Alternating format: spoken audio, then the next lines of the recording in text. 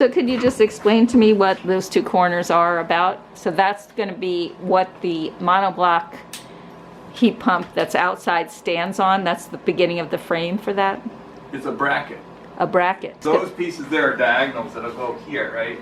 So this thing will be up on the wall and it's sticking out, and the thing is, you don't want it just screwed to the wall because it needs air to flow. So this is a bracket that will hold it And hold it up. Off the ground but away from the wall. I already drilled holes in one side, now I'm going to drill the hole through the other side. You need gloves maybe. Yeah, I'm going to put on gloves.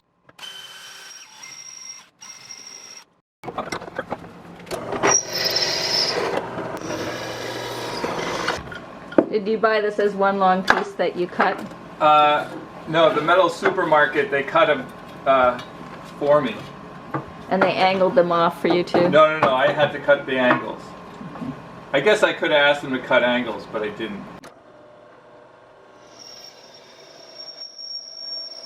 Tell me about this bracket that you've constructed. Well, this is a wall bracket to hold the monobloc up off the ground. And then the tubing?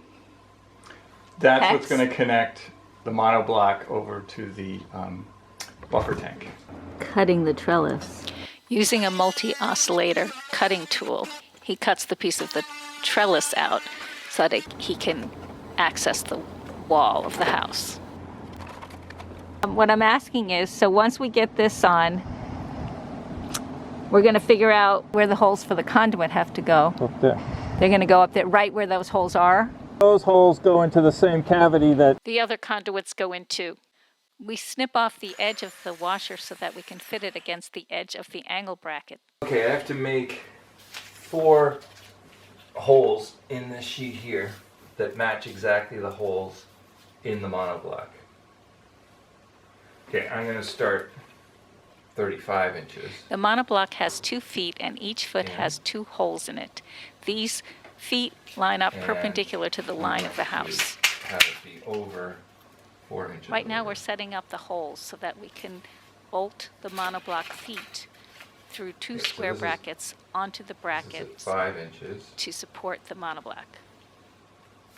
So we got to go to 35 here, which is going to put us right here. And then we have to measure over 4 inches. Now we have to figure out how to locate the other holes. And the best way to do that is to use a carpenter square.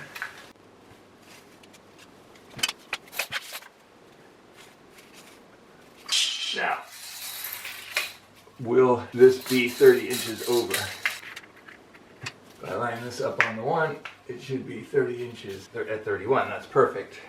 Now I have my piece of foam core clamped to the angle brackets, and I'm going to use my center punch, which I have right here, and I'm going to punch through the marks down into the aluminum cross pieces and make a mark where I need to drill. 1, and so on. Now we know where to drill through the rectangular cross pieces.